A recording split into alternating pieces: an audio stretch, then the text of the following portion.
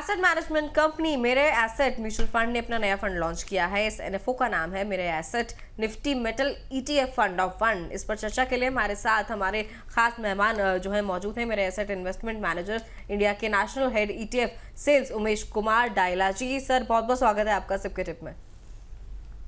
Thank you so much, thank you for having me on the show.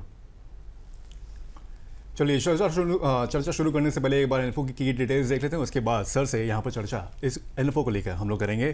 तो जैसे कि नाम बताया कि ये मेरे एसेट म्यूचुअल फंड हाउस काफ़ी 18 साल पुराना ये फंड हाउस है और करीब 2,21,000 करोड़ रुपए का ये AUM संभाल रहा है। जैसे कि बताया गया कि एनएफओ का नाम है मेरे asset Nifty metal ETF fund of fund, यानी कि एक थीमेटिक फंड का ये फंड यहाँ पर आया हुआ है। बेंचमार्क इसका निफ्टी मेटल TRI है। सब्सक्रिप्शन 10 तारीख को ये खुल चुका है। 23 फरवरी तक आप इसमें सब्सक्राइब कर सकते हैं। अलॉटमेंट इसका 26 फरवरी को यहाँ पर मिल जाएगा। मिनिमम निवेश की बात करें तो 99 रुपये की आप इसमें SIP कर सकते हैं और लमसम की बात करें तो 5,000 रुपये का मिनिमम लमसम इसमें निवेश कर सकते हैं। एग्जिट लोड 0.05% रहेगा अगर आप 15 दिन से पहले यूनिट्स को रिडीम या स्विच करते हैं। फंड मैनेजर्स इसके दो हैं, एकता गाला और अक्षय उदेशी। ठीक है, तो ये सब की डिटेल्स थी इस एनएफओ की। आप सर के पास चलते हैं। सर मेरे asset Nifty metal ETF fund of fund लाने के पीछे सर इसे क्या मोटिव है एसेट मैनेजमेंट कंपनी का, किस मकसद से लाया जा रहा है?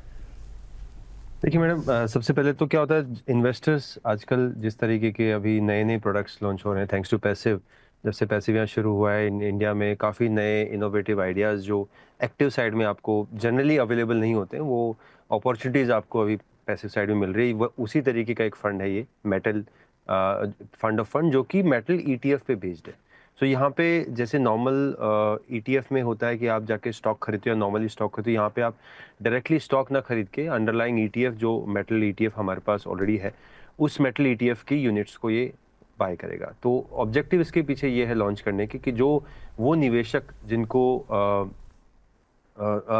डीमेट के थ्रू इन्वेस्ट नहीं करना है या ETF रूट को नहीं अपनाना है और वो म्यूचुअल फंड रूट से ज़्यादा सक्सेसफुल हैं, आई थिंक वो, और ज़्यादा खुश हैं, वो निवेशक आई थिंक उनके लिए ये एक अच्छा ऑप्शन हो सकता है जहाँ पे वो मेटल सेक्टर में एक्सपोजर ले सकते हैं बिना ETF और बिना डीमेट रूट को यूज़ किए हुए। तो ये राह निकल कर आती है। मेरे एसेट का सर निफ्टी मेटल ETF में देख रहा था कि ऑलरेडी एक एस्टैब्लिश्ड आपका फंड ETF यहाँ पर ऑलरेडी मेंशन है, यहाँ पर अवेलेबल है मार्केट में। फंड ऑफ फंड सर लाकर किस ऑडियंस को हम लोग टारगेट कर रहे हैं यहाँ पर? अभी क्या है कि लेटली इंडिया में जैसे हम अभी पैसिव की बात करें तो पिछले 5-6 साल में काफ़ी रुझान आपको पैसिव में देखने को मिलेगा। काफ़ी निवेशक जो हैं वो पैसिव फंड स्पेशली ETF की तरफ जा रहे हैं, जिसमें सबसे ज़्यादा जो है DIY इन्वेस्टर्स जो हैं, जो अपने आप खुद अपना निवेश करते हैं, वो इन्वेस्टर्स काफ़ी हद तक ETF स्पेस में जा रहे हैं। लेकिन अभी भी बहुत सारे ऐसे निवेशक हैं जो उस राह पे जाने के लिए, उस इन्वेस्टमेंट ऑप्शन को चूज़ करने में थोड़ा सा झिझक है, या कह लीजिए समझ की थोड़ी कमी है, या मे बी विद टाइम वो उस चीज़ को लेके थोड़ा सा रेडी हो जाएंगे। तो तब तक के लिए, क्योंकि पैसिव साइड में बहुत सारी अच्छी अपॉर्चुनिटीज़ हैं जो हर निवेशक तक पहुंचनी चाहिए, ये हमारा एज एन AMC हमारा ऑब्जेक्टिव है। तो उसी लिए हम लोग ये ऑप्शंस लेके आते हैं एज ए इंडस्ट्री कि वो निवेशक जो ये ऑप्शन यूज़ नहीं करना चाहते या नहीं कर पा रहे, वो नए इनोवेटिव प्रोडक्ट्स के अंदर म्यूचुअल फंड प्लेटफॉर्म के थ्रू ही FOF के थ्रू, फंड ऑफ फंड के थ्रू रूट में इन्वेस्ट कर सकते हैं। इसकी NAV जो है वो पूरी तरीके से ETF की NAV पे डिपेंड करती है। ठीक है सर। सर मेटल इंडस्ट्री पिछले कुछ सालों में बढ़िया ग्रो कर रही है। अगर पिछले 1 साल की बात करें तब तो काफ़ी कुछ चेंजेस हमें देखने को मिले इसमें। क्या सर आने वाले वक्त में भी इसकी ग्रोथ की उम्मीदें बनी हुई है? अगर हाँ तो किस तरीके की उम्मीदें आपको दिखाई दे रही? जी बिल्कुल। अगर मैं मेटल की इस इंडेक्स की बात करूं तो सबसे पहले मैं थोड़ा सा इंडेक्स के बारे में आपको ब्रीफ कर देता हूं। तो मेटल इंडेक्स को जब हम बात करते हैं, यहाँ पे अभी तक क्या होता है, या तो आप डायरेक्ट स्टॉक लेंगे, या अगर आप डायरेक्ट स्टॉक नहीं लेंगे तो फिर आपको, या तो आपको उतनी समझ है कि स्टॉक में एंट्री एंड एग्जिट आपको टाइमली आप टाइम कर पाएँ और उसके हिसाब से आप स्टॉक को चूज़ करें, या फिर आप पूरा यूनिवर्स खरीदना चाहते हैं। जैसे आप मेटल की बात करें तो आप चाहते हैं कि मुझे मेटल के जितने भी स्टॉक्स हैं वो सारे मेरे पोर्टफोलियो में होने चाहिए, जो फेरस नॉन फेरस दोनों तरीके के मेटल, जिसमें आपका कॉपर, जिंक, एल्यूमिनियम, स्टील सारे आ गए। तो सारे कंपनीज जो इन मेटल्स में डील करती हैं या इनको मैन्युफैक्चर या सोर्स करती हैं, सारी कंपनीज को हमें टारगेट करना हो, तो एक बहुत अच्छा ऑप्शन है। पिछले 1 साल में अगर आप देखें, इनफैक्ट मैं थोड़ा सा कंपैरिजन यहाँ पे आप दर्शकों के लिए बात करना चाहूँगा कि पिछले एक साल में मेटल इंडेक्स का जो रिटर्न है वो 41% रहा है, जो अगर मैं निफ्टी 50 के साथ कंपेयर करूं जो कि ब्रॉड बेस्ड इंडेक्स है जहां हम लोग अधिकतर फंड्स को कंपेयर करते हैं, उसका एक साल का रिटर्न रहा है कुछ 9%। अगर मैं पिछले 5 साल का रिटर्न देखूं तो मेटल इंडेक्स का 5 साल का रिटर्न है कुछ 32% CAGR। वहीं पे निफ्टी 50 का जो है 14.5% है, यानी कि काफी अच्छा रैली पिछले 5-10 साल, 3 साल, 2 साल, 1 साल में देखने को मिला है। तो बहुत अच्छी स्टोरी है और ये ग्रोथ स्टोरी जो है यहाँ से और आगे चलने वाली है, जो हमारा मानना है। आई थिंक इसीलिए हम इस तरीके के प्रोडक्ट्स को यहाँ पे लेके आए। तो यहाँ से आगे की बात करें, क्योंकि मेटल में जब हम बात करते हैं, मेटल 2 पार्ट्स में डिवाइड होता है, एक फेरस मेटल, एक नॉन फेरस। फेरस में आपका स्टील आता है, नॉन फेरस में आपका से जिंक आ गया, कॉपर आ गया। तो हर तरीके की जब हम फेरस की बात करते हैं, फेरस मेटल आपका मेनली फोकस करता है कंस्ट्रक्शन पे, रोड्स, और जो आपका इंडिया में इतना इंफ्रा पुश है तो वहाँ पे उस तरीके की पुश के थ्रू वो चलता है। जो नॉन फेरस है वो चलता है आपका से ग्लोबल डिमांड को लेकर के, या अभी जो मैन्युफैक्चरिंग रिलेटेड कोई भी एक्टिविटी अगर ग्लोबली हो रही है तो वहाँ पे non ferrous plays out a very important role. तो दोनों को साथ में देखें, अगर हम देखें तो यहाँ से आगे भी हमें, जैसा मैंने बोला कि हमें उम्मीद है कि शॉर्ट टर्म में 2 से 3 साल के होराइजन में आपको काफी अच्छी ग्रोथ यहाँ से मिल सकती है। बट इन्वेस्टर चाहे तो इसको लॉन्ग टर्म के लिए भी इन्वेस्ट कर सकते हैं। सर, बजट का आप कितना इफेक्ट देख रहे हैं, क्योंकि आने वाले साल में इस बार जो है बजट आया, इंफ्रास्ट्रक्चर पर काफी ज्यादा पुश जो है हमें देखने को मिला। हमारी जो फाइनेंस मिनिस्टर है उन्होंने काफी कुछ घोषणा करी इंफ्रास्ट्रक्चर को लेकर, उस पर फोकस किया जाएगा इस साल में। ऐसे में इस metal ETF fund of fund का आना और कितना इसको पुश देगा?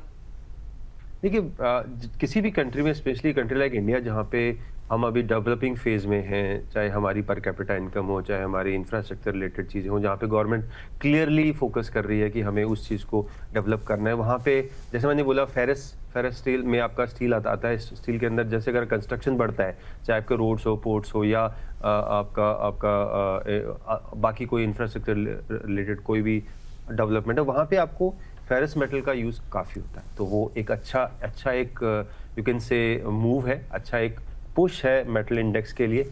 इंडिया सेंट्रिक डिमांड जो है वो इंटैक्ट है। उससे फ़ायदा क्या होता है कि आपका ग्लोबल जो डिमांड सप्लाई का अगर कल को कुछ इम्पैक्ट आता है तो वो मिनिमल हो जाता है, मिनिमाइज हो जाता है, बिकॉज आपकी डोमेस्टिक डिमांड बहुत अच्छी है। तो अगर मैं सिर्फ बजट के कॉन्टेक्स्ट में भी देखूँ तो I think metal is something जहाँ पे मेटल, डिफेंस, ये ऐसे दो सेक्टर्स हैं जहाँ पे काफ़ी एग्रेसिवली गवर्नमेंट जो है वो पुश कर रहा है, और आई थिंक क्लियर फोकस है। तो दैट विल मुझे लगता है कि वो इसको अच्छे तरीके से हेल्प करना चाहिए। सर, आपने CAGR भी बताया, वो भी काफ़ी कमाल की कर रहे हैं। अगर एब्सोल्यूट रिटर्न की भी अगर इसमें बात करें तो निफ्टी मेटल इंडेक्स ने काफ़ी अच्छे रिटर्न दिए हैं। 41% का आपने रिटर्न बताया था पिछले एक साल में, 40% के आसपास अभी मैंने जो लेटेस्ट डेटा इसके देखे हैं, 40% के आसपास एक साल में रिटर्न इस इंडेक्स ने दिए हैं। 3 साल में 103%, 5 साल में 234% के आसपास, और जब से ये शुरू हुआ है ये इंडेक्स ऑलमोस्ट 550% के आसपास के इसने रिटर्न दिए हैं। सर, आपको क्या लग रहा है कि कौन से ऐसे सेक्टर्स होंगे, कौन से ऐसे मेटल्स होंगे जिससे जुड़ी कंपनियों में इस NFO का, इस जो फंड होगा उसका ज़्यादा फोकस रहेगा, या वेटेज के लिहाज से अगर देखा जाए तो कौन से मेटल्स में सबसे ज़्यादा वेटेज रहेगा इस फंड का? देखिए, इंडेक्स, क्योंकि जब हम ETF या किसी भी पैसिव फंड की बात करते हैं, हम लोग इंडेक्स को मिमिक करते हैं, और इंडेक्स को मिमिक करने का मतलब है कि हम इंडेक्स की कॉपी करते हैं। तो इंडेक्स के अंदर जो स्टॉक्स होते हैं, जो भी स्टॉक किसी भी मेटल रिलेटेड एक्टिविटी में इन्वॉल्व है, वो सारी कंपनीज इसका पार्ट। अगर मैं वेटेज वाइज जाऊँ तो इंडिया में जितनी कंपनीज अवेलेबल है, आई थिंक अमूमन अराउंड 7-8% के आसपास आपको इसमें कॉपर मिलेगा, अराउंड 6-7% के आसपास आपको जिंक मिलेगा, 20-22% के आसपास एल्यूमिनियम मिलेगा, अराउंड 40% के आसपास आपको स्टील मिलेगा। तो एक बहुत अच्छा combination, 4 major ferrous non ferrous मिला के 4 मेजर सेगमेंट्स का यहाँ पे आपको एक्सपोजर मिलता है। तो उस तरीके से इसमें एक्सपोजर रहेगा। जो अगर आप मैं एक थोड़ा सा और पॉइंट लूँगा, क्योंकि ये अगर इन तीनों सेगमेंट में देखूँ, चाहे कॉपर हो, चाहे जिंक हो, चाहे एल्यूमिनियम हो, पिछले एक साल में ग्रोथ भी काफ़ी हुई प्राइस में। जो आपने बोला कि रिटर्न्स अच्छे हैं, बिकॉज प्राइस भी काफ़ी मूव हुआ है इनका, इन कमोडिटीज़ का। सो उस तरीके से भी कहीं ना कहीं वो ग्रोथ आपको देखने को मिला। तो एक बहुत अच्छा विकल्प हो सकता है किसी भी निवेशक के लिए जिसको मेटल में स्पेस में जाना है, लेकिन उसको श्योरिटी नहीं है कौन सा स्टॉक पिक करना है, या उस स्टॉक से एग्जिट। क्योंकि मेटल में हमेशा क्या होता है, it's all about entry exit, it's not about कि रिस्क कितना, इट्स अबाउट कि आपको पूरा साइकिल राइड करना है। वो साइकिल राइड करने के लिए अगर आप किसी फंड ऑफ फंड या पैसिव के थ्रू एंटर करते हो, तो आई थिंक वहाँ पे एक अच्छा ऑप्शन आपको रहता है कि आपने पूरा यूनिवर्स जो है वो आपने अपने पोर्टफोलियो में लिया, और जब वो यूनिवर्स बढ़ता है तो कहीं ना कहीं आपके पोर्टफोलियो को उस तरीके का इम्पैक्ट देखने को मिलता है। सर इंटरनेशनल लेवल पे कौन से लग रहा है कि कौन से फैक्टर्स हैं जो कि मेटल इंडस्ट्री को इफेक्ट कर सकते हैं, क्योंकि we are also one of the biggest suppliers also for different kinds of metals. उसमें सप्लाई के लिहाज से देखें, अगर प्राइसिंग के लिहाज से देखें, तो कौन से फैक्टर्स लग रहे हैं इंटरनेशनल लेवल पे जो कि मेटल एज एन इंडस्ट्री को इफेक्ट कर सकते हैं? बिल्कुल, मैं अगर मेटल वाइज जाऊं, जैसे अगर सबसे पहले कॉपर की बात करते हैं, कॉपर में इतना डिस्कशन क्यों है। देखिए, सिल्वर का प्राइस बढ़ रहा है, हम सबको पता है। अभी काफ़ी अभी थोड़े दिनों से थोड़ा सा स्लो हुआ, लेकिन रोज़ अगर पहले जाएं तो रोज़ कुछ ना कुछ नया हाई वहाँ पे क्रिएट हो रहा था। डिमांड सप्लाई मिसमैच है, मल्टीपल फैक्टर्स थे। तो कहीं ना कहीं ये डिस्कशन भी आने लगा मैन्युफैक्चरिंग में कि क्योंकि जब सिल्वर प्राइस बढ़ने लगा तो आपकी input cost for manufacturing companies वो महंगा होने लगा। तो अगर आपको इनपुट कॉस्ट महंगा होता है तो वो लोग विकल्प की खोज में निकल पड़े, जहां कॉपर एक नियरेस्ट विकल्प हो सकता है सिल्वर का to some extent, not completely but to some extent. तो एक अच्छी वहां पे एक डिमांड का कहीं ना कहीं एक पुश वहां मिला। दूसरी चीज क्या, इंडोनेशिया में जो कॉपर माइन है वहां पे मड स्लाइड हुआ, उसकी वजह से 5,91,000 टन के आसपास की सप्लाई जो है वो गॉन, दैट्स गॉन, बिकॉज वहाँ पे मड स्लाइड की वजह से वहाँ से सप्लाई रुक गई है। वो एक इम्पॉर्टेंट है। इसके अलावा चिली के अंदर भी सिमिलर काइंड ऑफ इशू। तो कहीं ना कहीं सप्लाई साइड इम्पैक्ट जो है वो पिछले साल में हमें देखने को मिला, उसकी वजह से। और डिमांड साइड बढ़ रही है, सप्लाई साइड में अगर इस तरीके की इशू हो रहे हैं तो वो हमें लगता है ये मिसमैच कहीं ना कहीं आगे चलते हुए और कंटिन्यू रहेगा, और उसकी वजह से आपको कॉपर साइड में एक अच्छा पुश, ये कह लीजिए इन टर्म्स ऑफ प्राइसेस पुल जो आएगा वो मिलता रहेगा ना। आगे अभी अगर आ जाते हैं स्टील एल्यूमिनियम पे, तो यूएस ने आपको पता होगा 50% के आसपास टैरिफ डाला है। उसकी वजह से क्या होगा कि उससे मेटल फिनिश नहीं होगा बट रीडायरेक्ट हो जाएगा, क्योंकि अगर वहाँ पे टैरिफ है तो exporters will figure out other places to do, that might take some time. अगर इन दो तीन मेटल्स की बात करूं, पर ग्रेजुअली वहाँ भी things will come on track, और जब वो ट्रैक पे आएगा तो ऑटोमेटिकली आपको कहीं ना कहीं इनिशियली हो सकता है आपको डोमेस्टिक मार्जिन थोड़ा सा कंप्रेस हो, but with time that will also come back strongly. सबसे बड़ा जो इसमें फैक्टर है वो है चाइना, बिकॉज चाइना में जो डिमांड है वो काफ़ी हद तक है। मतलब चाइना का जो रियल एस्टेट है वो 40% हिस्टोरिकली ऑफ स्टील का जो डिमांड है वो रियल एस्टेट का है। अभी ग्रेजुअली अगर आप देखो पिछले साल भर में और पिछले 2-3 साल से China property market is slowing down.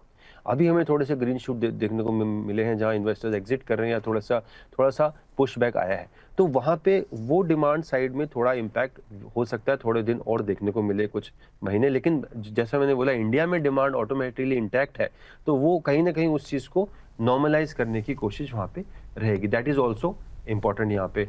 और एल्यूमिनियम सेम, वर्ल्ड का जितना एल्यूमिनियम प्रोड्यूस होता है उसका 60% एल्यूमिनियम प्रोड्यूस बाय चाइना।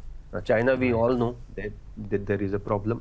तो वहाँ पे क्या होगा, जहाँ डिमांड बढ़ रही है, सप्लाई साइड में अगर एक साइड में इम्पैक्ट आता है तो वहाँ कहीं ना कहीं आपको एल्यूमिनियम में भी कहीं ना कहीं प्राइस का अपवर्ड मूवमेंट देखने को मिल सकता है because of demand supply mismatch. तो ये सारे फैक्टर्स पुट टुगेदर अगर मैं बात करूँ, दूसरी एक और लास्ट जगह एनर्जी में अगर बात करूँ, एनर्जी के अंदर जो यूज था, अगर मैं ईवी ग्रिड में बात करूँ, ईवी ग्रिड के अंदर आपका 3 से 4 गुना जो नॉर्मल आईसी इंजन जो होता है कार का, उसका अगर मैं ईवी पे मूव कर दूँ तो 3 से 4 गुना ज़्यादा कॉपर की वहाँ पे आपको ज़रूरत होती है। अगर आप रिन्यूएबल एनर्जी में जाते हो तो अराउंड 5 से 12 गुना अधिक आपको कॉपर की ज़रूरत होती है। तो डिमांड बढ़ रही है, सप्लाई साइड में कंस्टेंट है। Aluminium also similar kinds of sine है। स्टील में हो सकता है थोड़ा सा टाइम लगे, लेकिन ओवरऑल पुट टुगेदर जैसे कि मैंने बोला कि पूरा नंबर ऑफ स्टॉक्स है, पूरा बास्केट अगर आप देखेंगे तो कहीं ना कहीं आपको बहुत अच्छा कॉम्बिनेशन देखने को मिलेगा कि कोई ना कोई जो मेटल है वो अच्छा परफॉर्म करेगा, तो ओवरऑल पोर्टफोलियो के लिए हो सकता है आपके लिए अच्छा रिटर्न दे सके। ठीक है सर। तो ये मेरा asset Nifty metal ETF fund of fund किस तरीके से निवेश उसमें करना सही रहेगा हमारे निवेशकों के लिए? लमसम करें, एसआईपी करें? देखिए, अगर आपके इन्वेस्टर का अगर एक्सपोजर मेटल में बिल्कुल भी नहीं है तो मैं बोलूँगा अराउंड 30-40% के आसपास आप लमसम से स्टार्ट कर सकते हैं। उसके बाद आप थोड़ा एसआईपी एसटीपी का रूट लेके आगे बढ़ सकते हैं।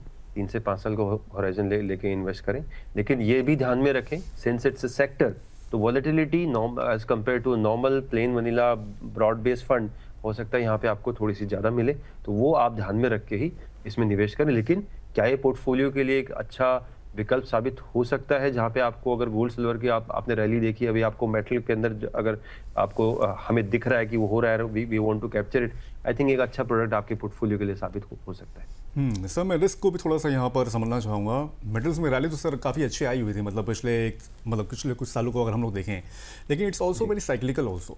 तो सर उसके लिहाज से अगर देखा जाए तो क्या रिस्क यहाँ पर रहेगा, और रिस्क इन केस अगर है तो how would you manage as an entire fund?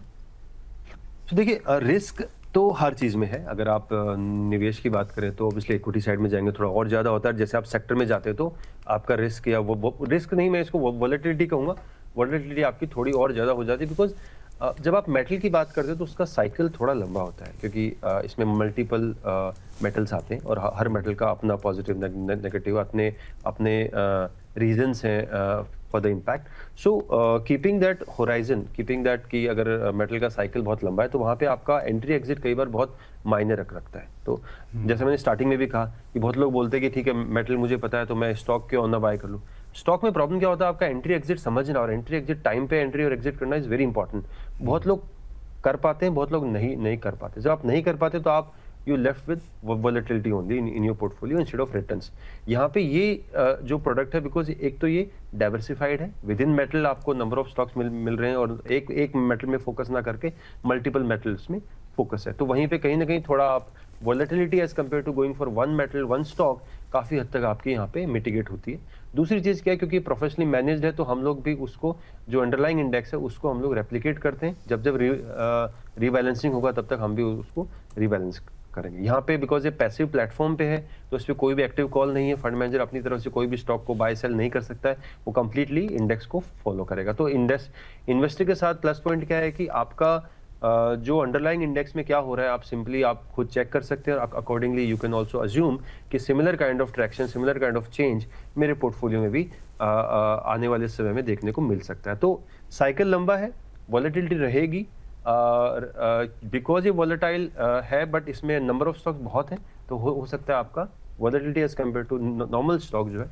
काफ़ी हद तक कम रहे। सर आपने लॉन्ग टर्म के लिए हॉरिजॉन यहाँ पर रखा है, लेकिन इन टर्म्स ऑफ न्यूमेरिक्स, मतलब अगर ईयर्स के लिहाज से देखें, what would you define the exact long term duration, 5 years 7 years? देखिए सर इसमें 2-3 तरीके के ड्यूरेशन है। अगर आप अभी जो रैली हमें दिख रही है हमें उसको कंटिन्यू करना है तो मुझे लगता है कि 2 से 3 साल का horizon can be a decent horizon from here. लेकिन अगर आपको लगता है कि metal as a sector is very important for India and you want to continue with that, and obviously in India is growing and globally also metal is playing a very important role, तो वहाँ पे कहीं ना कहीं आप इसको 3 साल से लंबा होराइजन भी ले सकते हैं जो 5 से और 7 साल के बीच में हो सकता है। But most may be appropriate will be 3 year horizon, जहाँ पे आप इस सेक्टर में एटलीस्ट अभी पोजीशन ले सकते हैं। मे बी आपको थोड़ा सा यहाँ से रन अप इमीडिएटली आपके पोर्टफोलियो में दिख जाएगा। Okay, point taken. Umesh ji आपने आज समय दिया और इस अनुभव को लेकर आपने बहुमूल्य अपनी राय रखी और सारे सवालों का बहुत सही से जवाब दिया। मेरे ख्याल से मेटल इंडस्ट्री को केटर करने के लिए इस तरह के फंड्स काफ़ी महत्वपूर्ण हैं और होपफुली लेट्स सी कि जब ये फंड आए, मतलब ऑब्वियस बात है आ गया है, सब्सक्रिप्शन नंबर्स देखते हैं उसके आगे चल के कैसे परफॉर्मेंस इसका होता है। Hopefully it will do very good. Thank you so much for your time sir. Thank you sir. Thank you very much, thank you for having me.